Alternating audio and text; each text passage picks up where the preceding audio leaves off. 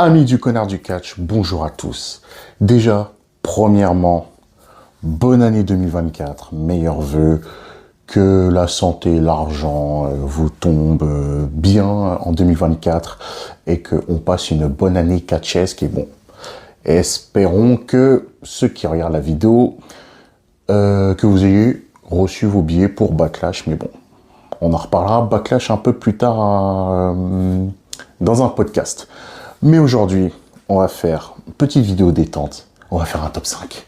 On va faire le top 5 des meilleurs John Cena contre Randy Orton. Déjà, dites-moi en commentaire quels sont vos meilleurs John Cena Randy Orton. Comme ça, on pourra en discuter. Et let's go pour la vidéo. Alors déjà, on va commencer par le numéro 5. On va commencer par le John Cena contre Randy Orton à Monday Night Raw en septembre 2010. Et c'était un table match. Oui, John Cena et Randy Orton se sont affrontés dans un table match. De toute façon, ils ont fait toutes les stipulations, je crois. Ils ont fait toutes les stipulations quasiment. Alors, petit contexte, John Cena, Randy Orton en 2010, c'était à l'époque de la Nexus. Là, on était en pleine Nexus era. Il y avait encore les guest hosts. Ça, on en reparlera peut-être un jour. Des guest hosts à Monday Night Raw. Et John Cena et Randy Orton, c'était 6 jours avant Night of Champions 2010. Le titre de la WWE allait se défendre dans un six-pack challenge. C'est important. À Night of Champions où il y avait eu Wade Barrett, Sheamus qui était champion, Edge, Chris Jericho, Randy Orton et John Cena. Donc John Cena, Randy Orton s'affrontent dans un table match et franchement ce match est incroyable. Ce match est super. Il y a eu de l'overbooking parce que Nexus est intervenu. Tous les membres du Six Pack Challenge sont intervenus. Il y en a plein qui sont passés à travers la table. Heath Slater, Wade Barrett. Qui c'est qui est passé par une table? Justin Gabriel. Et après, Sheamus s'est mangé un FU par John Cena. Randy Orton a mis un RKO à Chris Jericho. Edge a aspiré Jericho sur une table. Et le final de ce John Cena Randy Orton qui est franchement, je me souviens comme si c'était hier. En plus, j'ai revu il y a pas longtemps le match. Mais j'avais toujours ce souvenir-là de ce finish incroyable. John Cena qui veut porter son FU sur Randy Orton. Et au final, Randy Orton, il fait au moment de l'impulsion, tac, RKO, bim, John Cena tombe sur la table. Vainqueur Randy Orton, in extremis. Ça, c'était stylé, franchement. Beau match. Alors, numéro 4, on va passer à SummerSlam 2009. On va parler de John Cena encore contre Randy Orton à SummerSlam 2009. Et là, cette fois-ci, c'est 1 contre 1, match simple. Mais la particularité de ce match, c'était que c'était drôle. C'était drôle et en plus, in-ring, c'était bien. De toute façon, c'est des top 5, c'est leurs meilleurs John Cena, Randy Orton. Là, on monte en pression. Ce qui s'était passé dans ce match était complètement cartoonesque. Parce que Randy Orton, déjà, le mec, à un moment donné, il pousse l'arbitre. Disqualification, au bout de 10 minutes de match, bam, il prend sa ceinture, il se barre. Lilian Garcia, elle prend son oreillette, elle annonce au public, je viens d'être informé par Vince McMahon que le match est à recommencer, mais si Randy Orton se fait disqualifier, il perd la ceinture. Donc, il remonte sur le ring, bim, il recommence à se battre. Randy Orton, il en a marre au bout de 2-3 minutes, il se barre. Décompte à l'extérieur. Bim, Lilian Garcia, de nouveau l'oreillette, a dit « Vince McMahon m'informe que si Randy Orton se fait décompter à l'extérieur, il perd le match. » Bim, le mec, il revient. On recommence le match. Ensuite, petit paquet sur John Cena.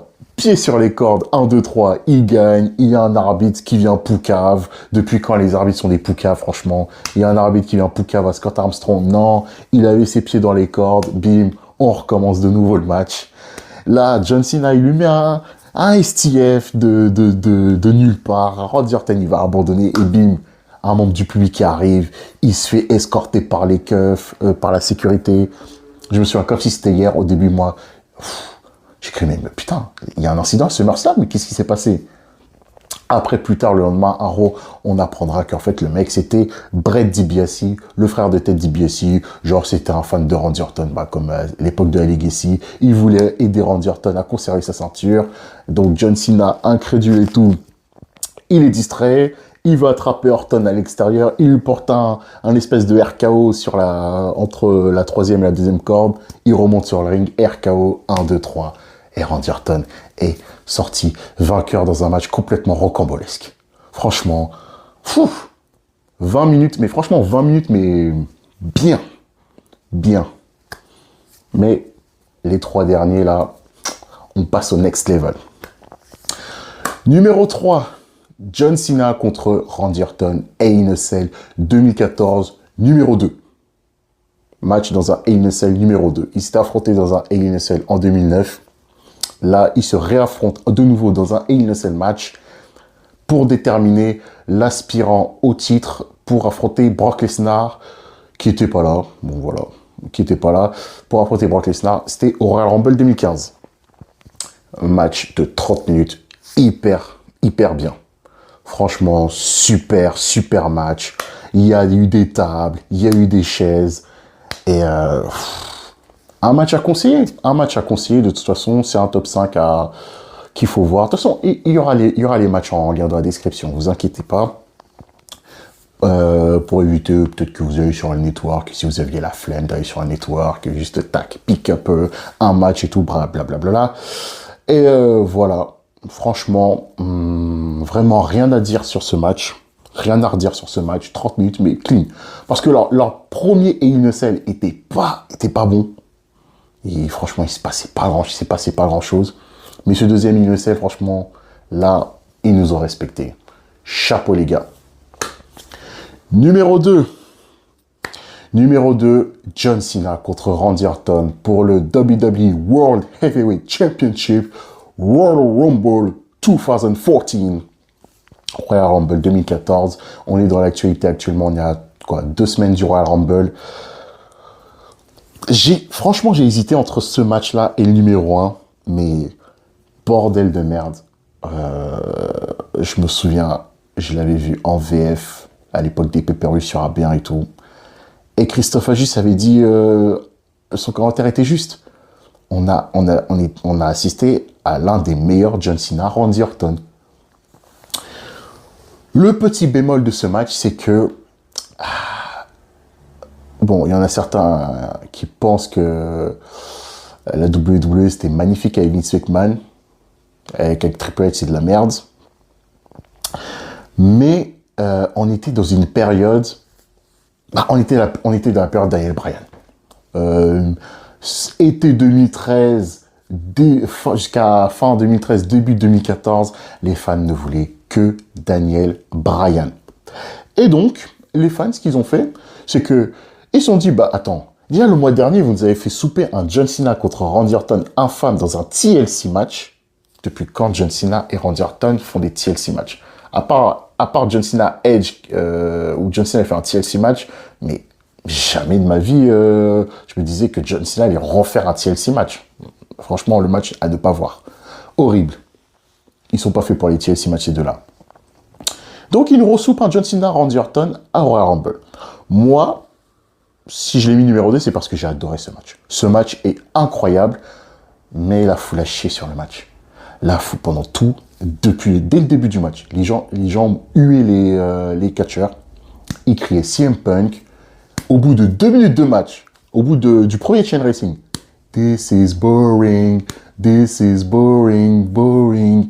CM Punk, Daniel Bryan, les chants Daniel Bryan, ils peuvent pas catcher et tout. Et ils ont quand même eu un match de catch, un bête de match de catch. Randy Orton qui fait le FU de John Cena.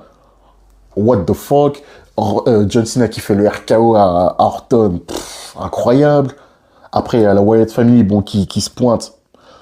Par contre, il y avait une petite incohérence. Ils avaient bien précisé, c'était un match sans disqualification. La Wyatt Family arrive, mais ils n'avaient pas attaqué John Cena franco. Ils avaient encerclé le ring. John Cena, il a mis une pêche à Bray Wyatt et à Rowan. Et après, il se mange un RKO par Orton. Victoire de Orton, 1, 2, 3.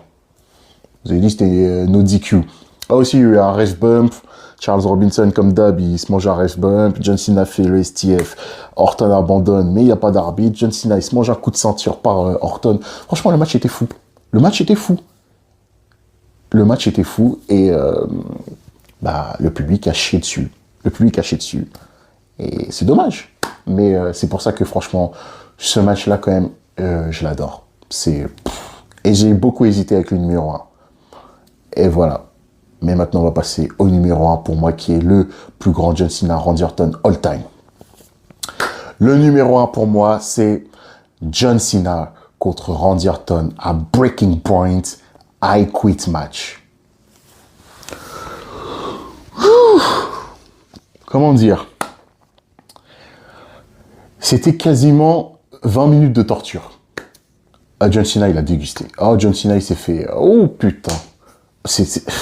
Ce match, je crois que j'ai vu combien de fois? J'ai vu au moins 5, 6 fois, 8 fois, même plusieurs fois.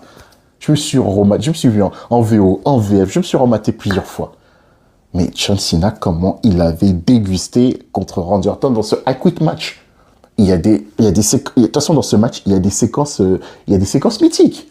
Quand Randy Orton le menotte là, au coin du ring, et après il lui met le châtiment là, kendo stick, kendo stick, kendo stick. Et qui crie à l'arbitre de lui demander s'il abandonne et tout.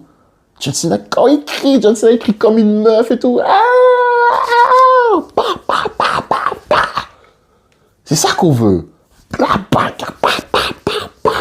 John Cena, franchement, alors que je suis un John Cena guy since day one et tout. Mais comment il s'était fait marave. John Cena.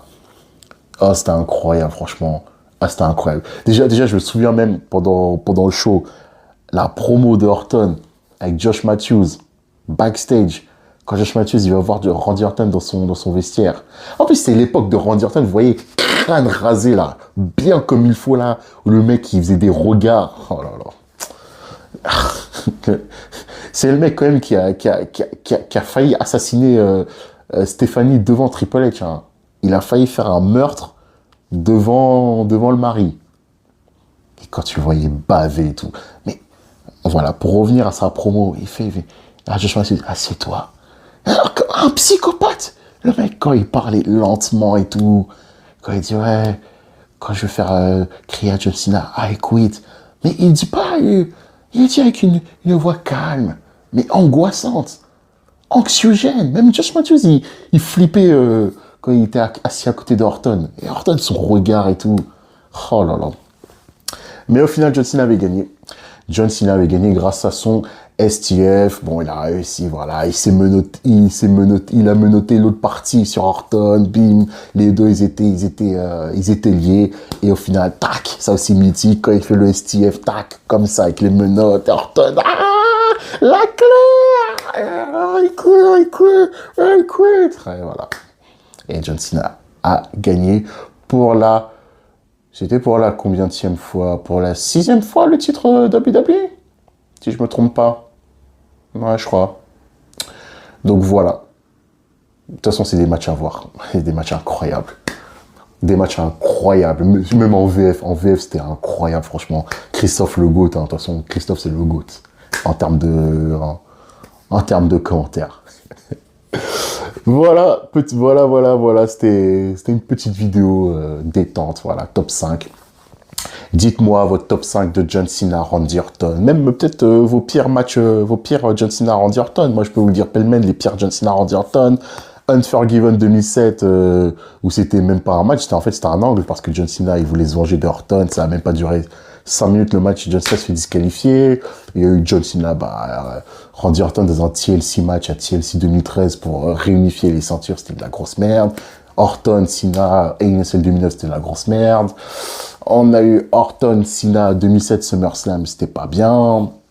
Et le pire, c'était pour moi John Cena, Randy Orton, No Way Out 2008. C'était un match à mourir d'ennui.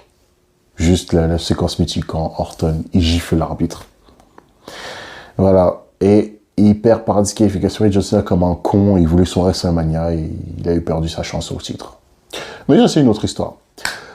Abonnez-vous, voilà, cliquez sur la cloche, likez la vidéo. suivez le connard du catch sur Twitter. Et voilà. 2024 commence de manière tranquille.